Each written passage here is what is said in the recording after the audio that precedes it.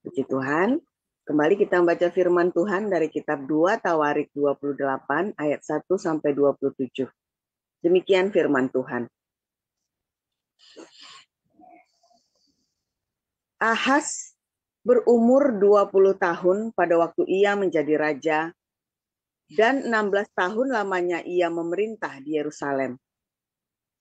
Ia tidak melakukan apa yang benar di mata Tuhan, seperti Daud, bapa leluhurnya. Tetapi ia hidup menurut kelakuan raja-raja Israel. Bahkan, ia membuat patung-patung tuangan untuk para Baal. Ia membakar juga korban di Lebak Ben Hinnom dan membakar anak-anaknya sebagai korban dalam api, sesuai dengan perbuatan keji bangsa-bangsa yang telah dihalaukan Tuhan dari depan orang Israel.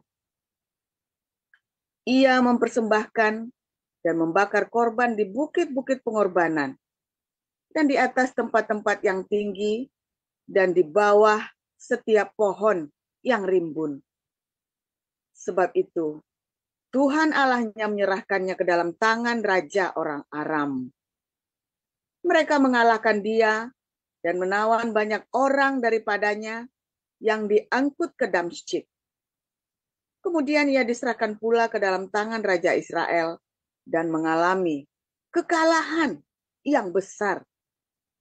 Sebab dalam sehari, Pekah bin Remalia menewaskan di Yehuda 120.000 orang.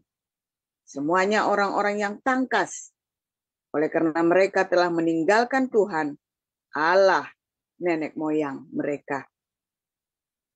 Dan Zikri, pahlawan dari Efraim, membunuh Maasea, anak raja, Asrikam, kepala istana, dan Elkana, orang kedua di bawah raja.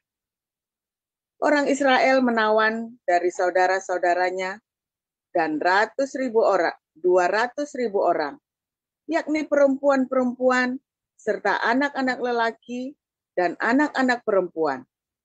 Mereka merampas juga banyak harta milik daripada orang-orang itu dan membawa rampasannya ke Samaria. Tetapi di sana ada seorang nabi Tuhan yang bernama Oded.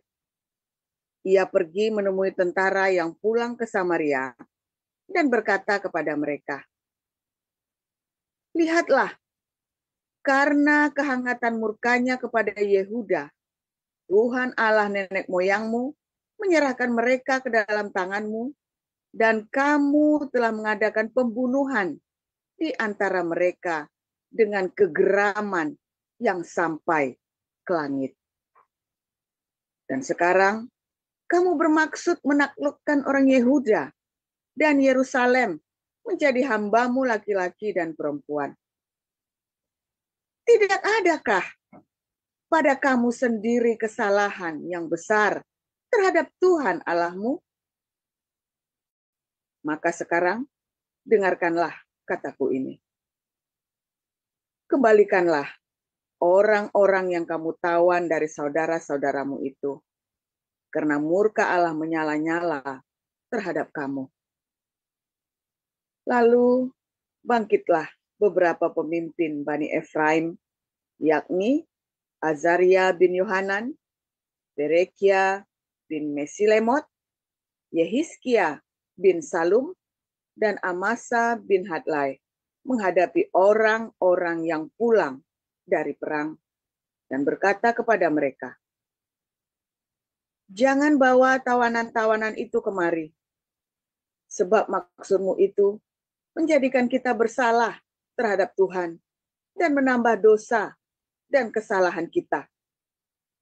Sudah cukup besar kesalahan kita, dan murka yang menyala-nyala telah menimpa Israel."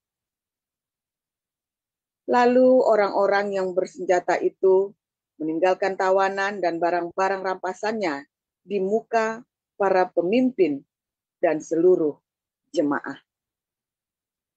Dan orang-orang yang ditunjuk dengan disebut namanya bangkit lalu menjemput para tawanan itu. Semua orang yang telanjang, mereka berikan pakaian dari rampasan itu. Orang-orang itu diberi pakaian, kasut, makanan, dan minuman. Mereka diurapi dengan minyak, dan semua yang terlalu payah untuk berjalan diangkut dengan keledai dan dibawa ke Yeriko, kota pohon korma dekat saudara-saudara mereka. Sesudah itu orang Israel itu pulang ke Samaria. Pada waktu itu Raja Ahaz menyuruh utusan kepada Raja negeri Asyur untuk memohon bantuan. Karena orang Edom telah datang pula dan mengalahkan Yehuda serta mengangkut tawanan-tawanan. Orang-orang Filistin juga telah menyerbu kota-kota di daerah bukit dan di tanah Negeb Yehuda. Mereka pun merebut Bet-Semes, Ayalon, Gederot, Soko dengan segala anak kotanya, Timna dengan segala anak kotanya, dan Gomzo dengan segala anak kotanya, dan menetap di kota-kota itu. Demikianlah Tuhan merendahkan Yehuda oleh karena Ahaz, Raja Israel itu, membiarkan kebiadaban berlaku di Yehuda dan berubah setia kepada Tuhan. Maka datanglah Tilgat-Pilneser, Raja negeri Asyur kepadanya. Hanya bukan membantu dia, melainkan menyesatkannya. Walaupun Ahaz merampas barang-barang dari rumah Tuhan, dari rumah raja, dan dari rumah-rumah para pemimpin, dan menyerahkan semua itu kepada Raja negeri Asyur, namun perbuatannya itu tidak menguntungkan dia. Dalam keadaan terdesak itu, Raja Ahaz ini malah semakin berubah setia terhadap Tuhan. Ia mempersembahkan korban kepada para allah orang Damsyik yang telah mengalahkan dia. Pikirnya, yang membantu raja-raja orang Aram adalah para allah mereka. Kepada merekalah aku akan mempersembahkan korban, supaya mereka membantu aku juga. Tetapi allah-allah itulah yang menjadi sebuah keruntuhan bagi dia, dan bersama-sama dengan dia bagi seluruh Israel.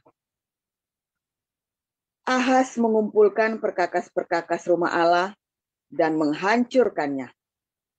Ia menutup pintu rumah-rumah Tuhan, lalu membuat mesbah-mesbah bagi dirinya di segenap penjuru Yerusalem. Di tiap-tiap kota di Yehuda, ia membuat bukit-bukit pengorbanan untuk membakar korban bagi allah lain. Dengan demikian, ia menyakiti hati Tuhan, Allah nenek moyangnya.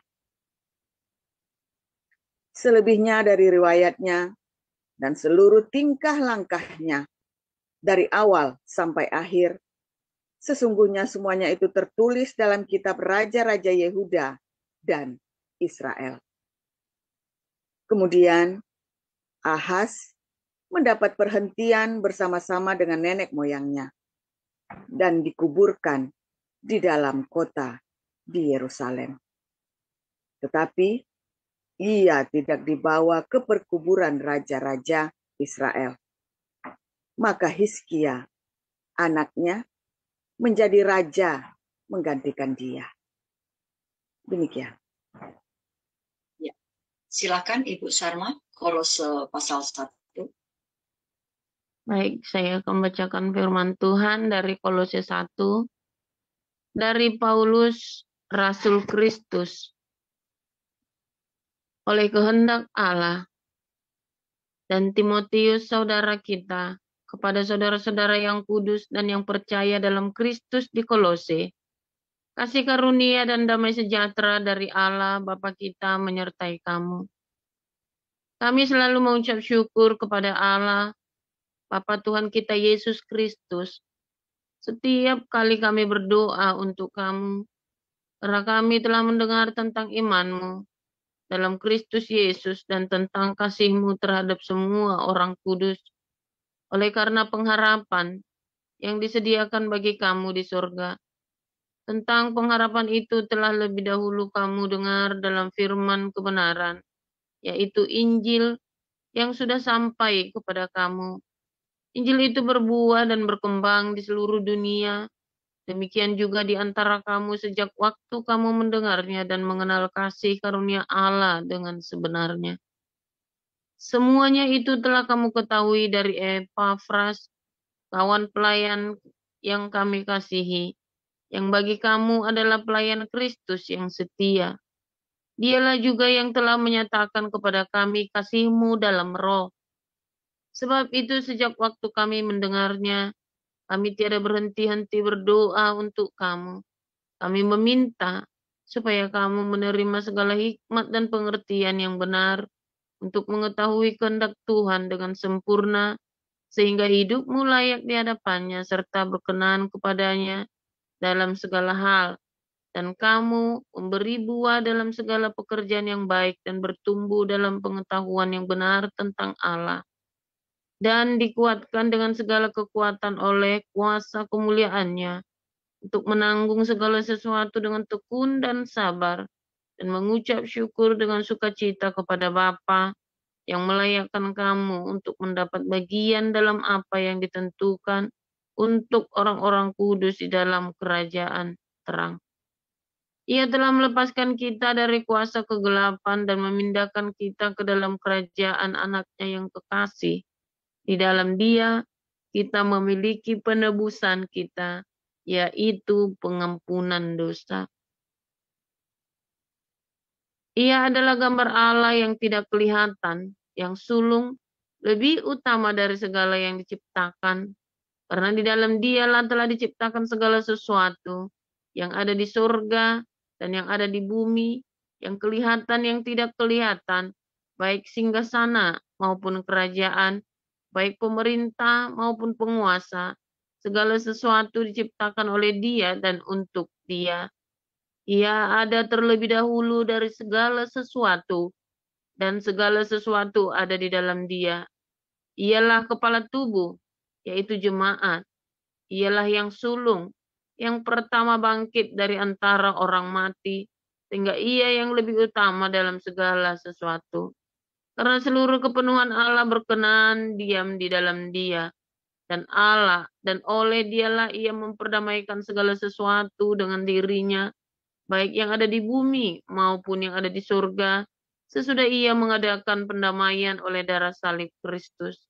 Juga kamu yang dahulu hidup jauh dari Allah, dan yang memusuhinya dalam hati dan pikiran seperti yang nyata dari perbuatanmu yang jahat, sekarang diperdamaikannya di dalam tubuh jasmani Kristus oleh kematiannya, untuk menempatkan kamu kudus dan tak bercela dan tak bercacat di hadapannya. Sebab itu kamu harus bertekun dalam iman, tetap teguh dan tidak bergoncang, dan jangan mau digeser dari pengharapan Injil yang telah kamu dengar dan yang telah dikabarkan di seluruh alam di bawah langit, dan yang aku ini, Paulus, telah menjadi pelayannya. Sekarang aku bersukacita bahwa aku boleh menderita karena kamu, dan menggenapkan dalam dagingku apa yang kurang pada penderitaan Kristus untuk tubuhnya, yaitu jemaat. Aku telah menjadi pelayan jemaat itu sesuai dengan tugas yang dipercayakan Allah kepadaku, untuk meneruskan firman-Nya dengan sepenuhnya kepada kamu, yaitu rahasia yang tersembunyi dari abad ke abad dan dari turunan ke turunan, tetapi yang sekarang dinyatakan kepada orang-orang kudus-Nya. Kepada mereka Allah mau memberitahukan betapa kaya dan mulianya rahasia itu di antara bangsa-bangsa lain, yaitu Kristus ada di tengah-tengah kamu. Kristus yang adalah pengharapan akan kemuliaan. Dialah yang kami beritakan apabila tiap-tiap orang kami nasihati dan tiap-tiap orang kami ajari dalam segala hikmat, kesempurnaan untuk memimpin tiap-tiap orang kepada kesempurnaan dalam Kristus.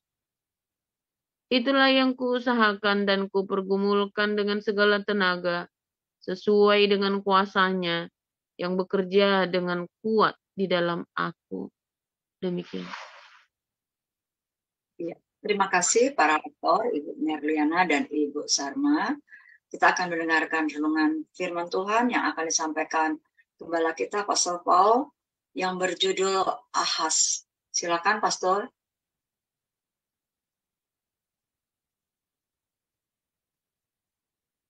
Ya, Pastor. Tolong tampilkan ayat Kolose 1 ayat 13 dan 14 ya.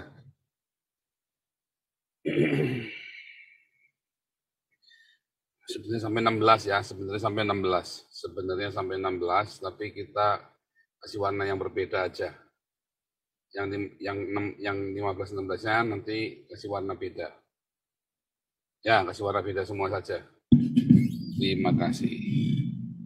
Ini bagus sekali ya, saudara ya. Ini akan membuka paradigma ya, ngedobrak paradigmamu ya dari semua retorika iman ya. Satu ketika Ustadz Masihud itu ya, saya acak-acakan lah. Wah kacau nih. Sorry saudara ya. Wah, lu kasih siran saya ini. Waduh, nggak apa-apa, tetap ganteng.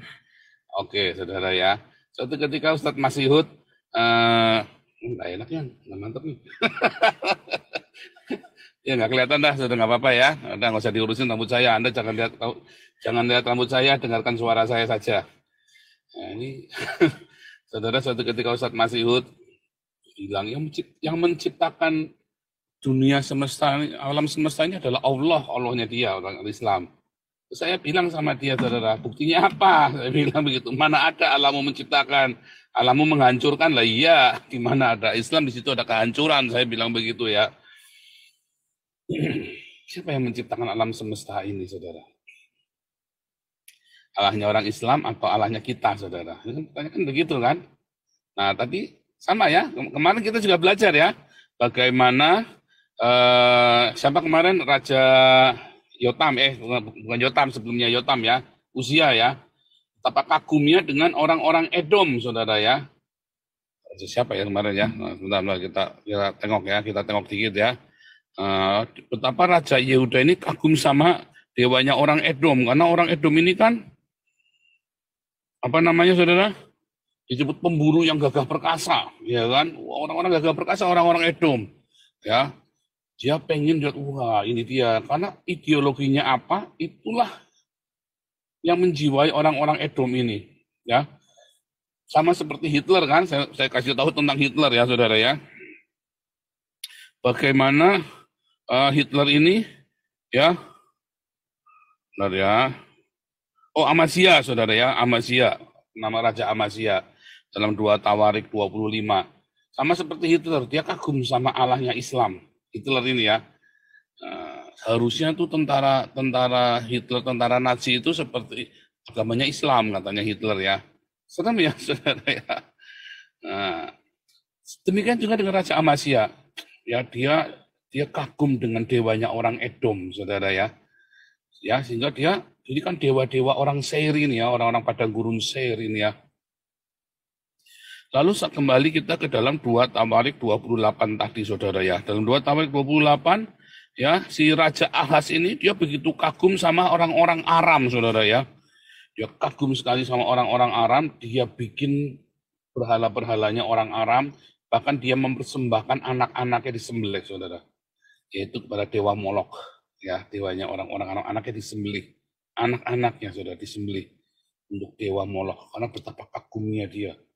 Kalau dia pikir kalau dia menyembah dewa yang mengerikan ini, maka seluruh pasukannya punya kengerian juga, punya mental yang bikin orang lain ngeri. Karena orang-orang Aram ini ngeri, saudara. Kalau mau maju perang, anaknya sembelih dulu, saudara. Nyembelih anak dulu, saudara ya. Orang-orang Aram ini kalau perang, wah, makanya hebat sekali nih bikinnya si Raja Ahaz ini, saudara ya. Betulkah orang Aram ini menang perang karena dewa-dewanya, saudara? Betulkah orang-orang Edom menang karena dewa-dewanya? Tanya orang Aram, orang Edom kau semua, saudara. Ya kan? Betulkah orang Yahudi menang karena dewanya? Betul. Nyatanya begitu mereka meninggalkan dewanya, Yehova, orang Yahudi ini KO, saudara. Iya kan? Anda harus melakukan pengamatan yang jujur, saudara. Anda sekarang berhasil karena kekuatanmu sendiri atau karena Tuhan yang menyertaimu, saudara. Jangan-jangan karena doa orang tuamu menuntunmu kepada keberhasilanmu. Ya, jangan-jangan karena kekuatanmu sendiri, karena kepintaranmu, IQ-mu, maka kamu berhasil sekarang ini. Anda pernah tes nggak, saudara? Saya tes. Ya, saya tes. Karena itu perdebatan, ya, perdebatan di dalam otak saya, saudara, ya, dalam masa muda saya. Betulkah Tuhan yang tolong saya, atau saya memang harus berupaya dengan sekuat tenaga? Nyatanya dulu waktu saya di Palembang, ini benar-benar menjadi pemikiran yang luar biasa waktu saya di Palembang, ya. Teman saya ini orang Islam, saudara. Tiap malam kerjanya cuma main perempuan, saudara. Serius, saudara, ya. Sholatnya kencang, saudara. Tiap malam kerjanya main perempuan. Dia sudah punya istri padahal. Baru menikah lagi, saudara, ya. Baru menikah. Dia sudah punya istri. Kerjanya tiap malam main perempuan.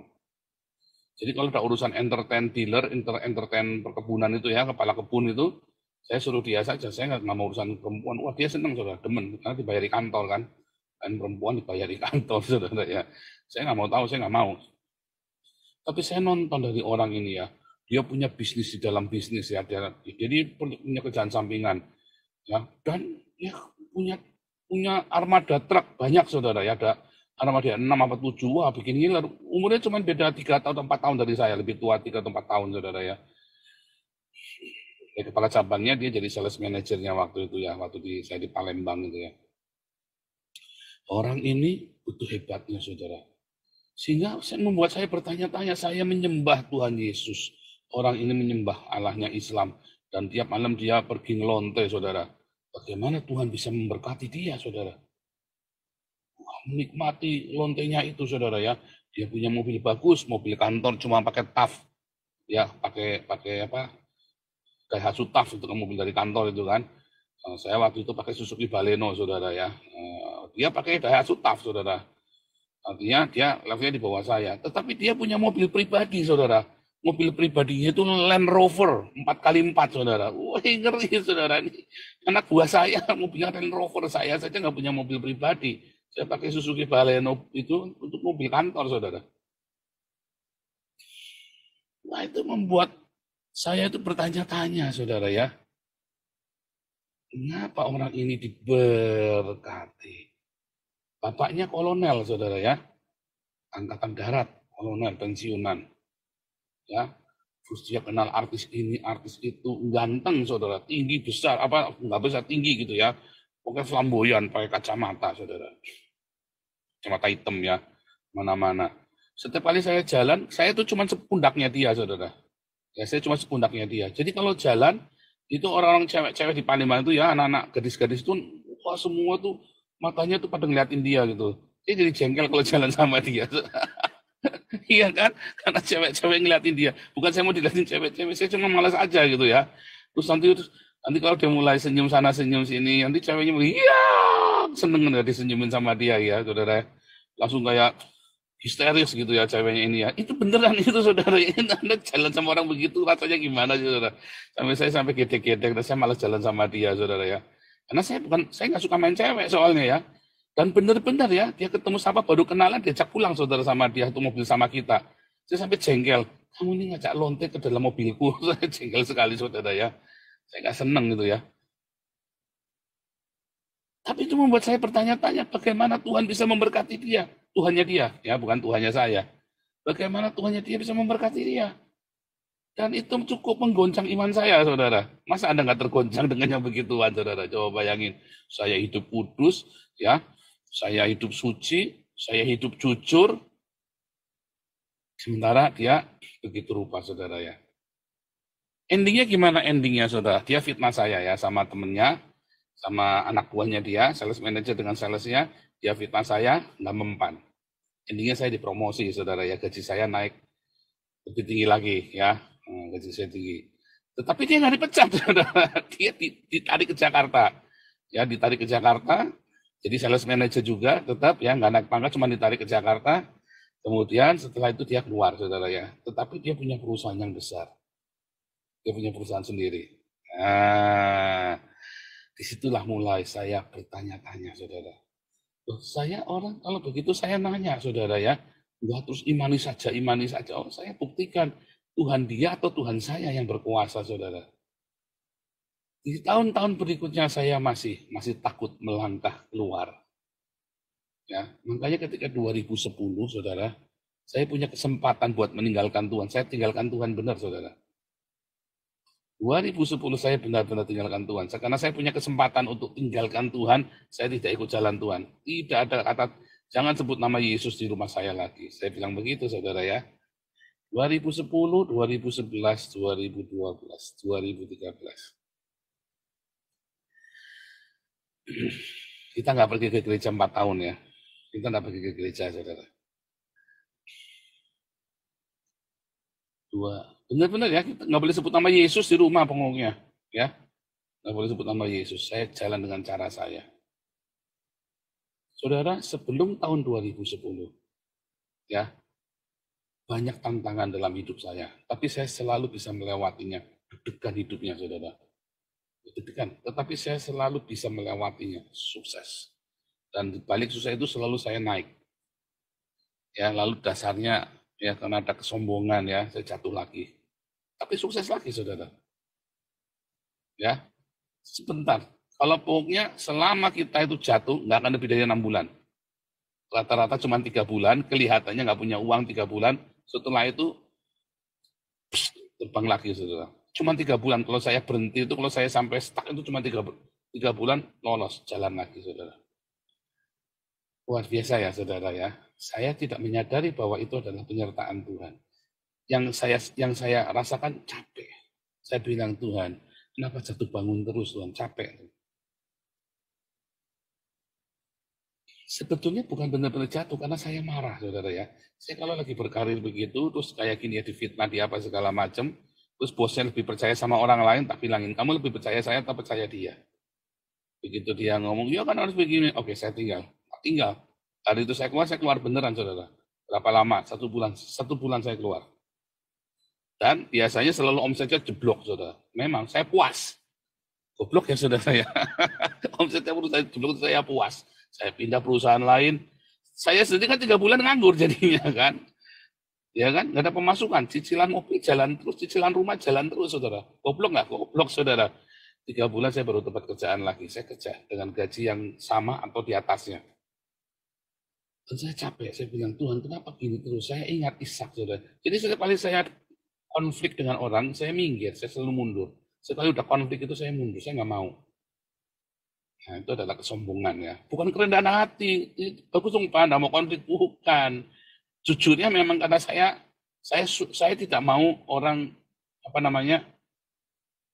menginvestigasi saya. Kalau ada orang mulai menginterogasi dan menginvestigasi, saya tersinggung, saudara. Ya, kamu siapa menginvestigasi saya? Saya ini orang jujur. Jadi kalau ada orang menginvestigasi saya, nanya-nanya, saya dipanggil ya di kantor pusat, diinvestigasi, tanya-tanya. Terus orang ini tidak percaya, kamu boleh percaya saya, nggak percaya saya tak keluar. Silakan kamu cari kesalahan saya, kriminalnya di mana. Ini namanya orang karirnya cepat, kan selalu mengundang iri hati kayak sekarang nih kita nih. Kalau dulu saya udah quit, saudara ya, udah nyerah. Tinggal saya cari kerjaan lain yang saya mulai lagi, baru lagi. Sekarang coba udah berapa tahun nih kita nih? Dari 2019, 2020, 2021, 22, 23. Kita mulai sering difitnah mulai 2021 ya, saudara yang mulai sering difitnah ya. 21, 22, 23, 3 tahun. Kita nggak quit ya. Jalan terus, hajar terus. Orang mau ngoceh apa, gua pikirin. Kenapa? Karena sudah firm. Ya, saudara ya, sudah hatinya itu sudah mantep. Sudah matang, sudah dewasa. Waktu saya belum dewasa, ya saya quit, saudara ya. Dan itu unik sekali ya saya ngeliat ya. Bagaimana saya membuktikan penyertaan Tuhan. Hari ini saya tengok, sejak saya kerja, sejak saya mengerti dunia kerja ya, saya jadi full timer di gereja tahun 97. Saya full timer di gereja tahun 96, saudara ya. Pertama belum full time, tapi saya sudah dapat uang dari gereja. 97 saya full timer, 98, 99, Saya mau ke Vietnam nggak jadi ya, karena dulusnya dibakar. Dulusnya Royan di Utasoit itu ya, saya dibakar. Kemudian saya langsung kerja sekuler, kerja di sebuah bank asing ya, bank besar banget ya, lumayan ya. Di situ saya luar biasa karirnya naik, saudara. Gaji saya dinaikkan 3 kali lipat, distandarkan ya. Luar biasa, saudara ya. Lalu saya masuk pindah ke perkebunan sesuai dengan bidang saya ya, agroteknologi ya, pertanian tapi yang agroteknologi, karena pertanian itu macam-macam ya. Saya di agroteknologinya. Saya masuk ke perkebunan, gaji saya naik bukan 3 kali lipat, saudara, naik 5 kali lipat. Serius, saudara. Itu tantangan Tuhan. Ya namanya gaji gede kan tantangan banyak, saudara. Gaji saya itu 5 kalinya gaji sales manager saya, saudara. Gimana dia nggak iri sama saya, saudara? Dan itu kan bukan rahasia lagi. Orang sudah tahu gaji saya berapa. Karena dari payroll, sales manager, ya pokoknya bisa tahu lah. Ya, entah bagaimana dia tahu. Oh ya, kalau nggak salah, pegawai bank. Ya, pegawai bank itu orangnya dia, pacarnya dia. Jadi suruh buka rekening saya, saudara. Ya, pegawai banknya itu adalah pacarnya dia. Selingkuhannya dia itu ya, cem-cemannya. Terus, saya diteladung berkali-kali, saudara. Saya bingung, saya orang baru. Diteladung berkali-kali. Aduh, emosi, jengkel, apa ya. Wah, masih muda ya waktu itu ya. Apalagi saya kan temper, saudara ya. Tapi selama itu saya berpikir, itu adalah sebuah perjalanan hidup saya dengan Tuhan. Tuhan dia atau Tuhan saya. Tapi lihat, saudara. Di dalam semua fitnahan dia, saya goblok. Saya polos, naif. Kalah saya, saudara. Tapi selalu apa? Tiba-tiba ada pertolongan, ada keberuntungan, saudara ya. Tiba-tiba ada keberuntungan, ada keberuntungan. Jadi saya itu memimpin bukan karena saya pinter, tapi karena saya hoki, saudara. Kalau Anda ada satu perusahaan gitu ya, ada perusahaan, salah satu CEO-nya dia udah tua ya, dia bilang sama saya. Bilang sama kita lagi meeting 200 orang nih, para GM. Saya dulu GM di perusahaan itu ya, perusahaan consumer goods. Kamu belajar, ngamatin. Kamu kira karena kamu pintar perusahaan ini maju? Bukan. Kamu kira karena kamu direkrut karena kamu IQ-nya hebat? Bukan. Karena kami melihat kamu itu orang yang hoki. Dan kami berharap keberuntunganmu, hokinya kamu itu membawa hoki juga buat perusahaan. Oh, itu beneran, saudara ya. Saya baru ngeh itu ya. Waktu si CEO ini ngomong, oh iya ya. Makanya ada perusahaan-perusahaan Tionghoa, kalau ngerekrut karyawan, dikuamnya dulu, saudara. Dikuamnya dulu. Ini orang hokinya bagus. Masukin, dia bawa hoki, bintang-terangnya bawa berkah juga buat perusahaannya itu. Wah, bener juga nih. Tuhannya siapa coba, saudara? Ya kan? Makin tanda tanya lagi nggak? Makin tanda tanya lagi. Tuhan Yesus yang menyertai saya atau keberuntungan? Saya jujur, saudara ya. Kalau saya mah nggak pakai bohong-bohong. Saya nanya, saudara. Saya mau tahu yang benar kok. Saya nggak mau retorika. Saya mau tahu yang benar. Kan itu terjadi, saudara. Berikutnya saya kerja lagi tempat lain, saudara ya.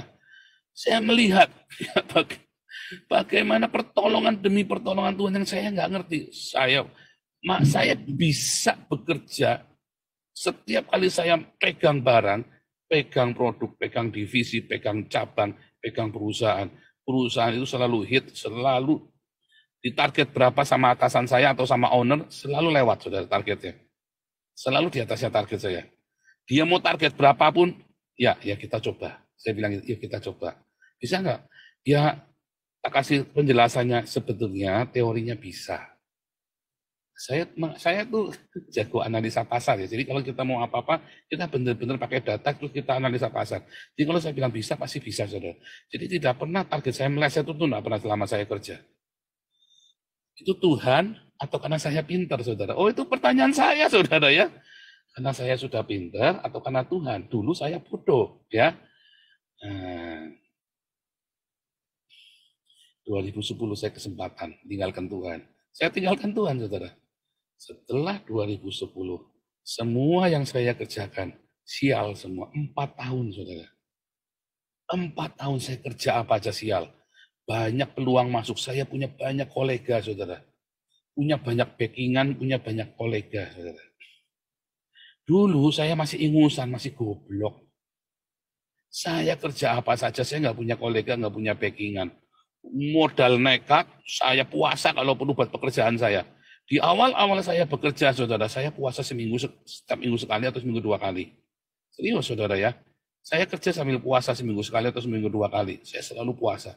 Karena saya takut gagal. Ya, saudara bayangin gaji saya gede. Saya itu kan kalau ditawari kerja, kamu mau gaji berapa? Ya kan, saya ngelamarnya buat apa? Oh, saya berani ngelamar ya saudara ya. Ketika orang-orang bilang gaji sekian, saya berani bilang gaji saya minta gaji saya 10 juta. Zaman itu gaji manajer rata-rata 5-6 juta zaman itu. Saya berani ngomong saya minta 10 juta. Dikasih saudara. Kamu minta gaji berapa? Gaji saya 20 juta. Dikasih 20 juta saudara. Serius saudara ya. Oh, saya zaman itu ya tahun 2000, tahun 2000, 2005, 2006 ya. Saya serius saudara, saya kalau nego gaji itu edan saudara. Sampai gaji saya sama gaji yang lulusan Harvard sama saudara. Saudara saya sekolah di luar negeri, 3 gelarnya dari luar negeri semua gajinya kalah sama saya saudara. Serius. Serius ya. Dan karena itu saya tekanannya berat. Tetapi lihat cara Tuhan tuntun saya dalam setiap tekanan yang berat itu. Berhasil saudara. Apa saya pintar? Enggak saudara. Enggak, saya orang biasa saja. Saya baru ngerti setelah saya tinggalkan Tuhan, saya tes 2010, 11, 12, 13. Semua yang saya kerjakan, semua backingan saya, semua sumber-sumber saya ditutup. Kelar hidup saya. Bukan cuman bangkrut, bukan cuman nol, minus, gerong, jeblok, saudara, edan, saudara. Tidak ada manisnya sama sekali, tidak ada keberuntungan sama sekali sungguh-sungguh nggak ada. Sejak itu 2010 kami nggak pernah main musik, saudara. Di rumah itu nggak ada musik, wah kering, wah berantem terus, saudara bayangin ya. 2013 saya ketemu Tuhan Yesus. Ya, dilihatkan filmnya, saudara. Saya bandingkan. Bagaimana setiap detik dalam hidup saya, dalam setiap kebodohan saya, ada penyertaan, ada blessings, ada keberuntungan. Dari situ saya ngerti, saya hari ini bisa berhasil, bukan karena kekuatan saya, tapi semua karena keberuntungan dari sorga. Saya baru tahu itu saudara. Taunya bukan tahu, tapi mantep saudara ya. Makanya siapapun yang Anda mau celakain saya, emang gua pikirin. Siapapun Anda mau celakain saya, mau kerjain saya, mau fitnah saya, emang gua pikirin. Ya, saya sudah melewati yang lebih ngeri. Semua saya lolos semua, saudara. Lolos dengan pertolongan Tuhan. Yang penting saya hidup benar sama Tuhan. Saya hidup di dalam kekudusan, saya hidup di dalam kerendahan hati, saya pegang terus sama Tuhan. Kalau rasanya udah berat, rasanya saya udah ketakutan, saya puasa. Nggak pernah ada lawan lagi, saudara. Semenjak saya ngerti. Pertama kali nyoba 2014 tak jajal. Wah, ilmu baru kan, saya udah punya ilmu baru kan. Ya deg-degan, saudara. Waktu difitnah ya, saya difitnah sama, terus saya ada pendeta yang berseberangan dengan saya. Saya takut, saudara. Wah, saya takut, saudara. Ada orang mau bongkar masa lalu saya yang buruk, ya memang buruk kan. Saya takut, saudara. Sekarang bongkar no sono. Kamu mau apa juga emang gua pikirin. Mengapa bisa mantep begitu? Karena bukan karena masa lalu saya baik, bukan karena saya orang saleh, bukan karena saya orang suci, bukan karena saya orang pintar, bukan karena saya lihai, bukan karena saya sekolahnya tinggi. Memang sekarang saya sambil sekolah, tapi apakah sekolah itu buat? Enggak, saudara. Bukan karena semua pengalaman yang sudah saya lalui, bukan. Karena saya tahu siapa yang menjadi penolong saya.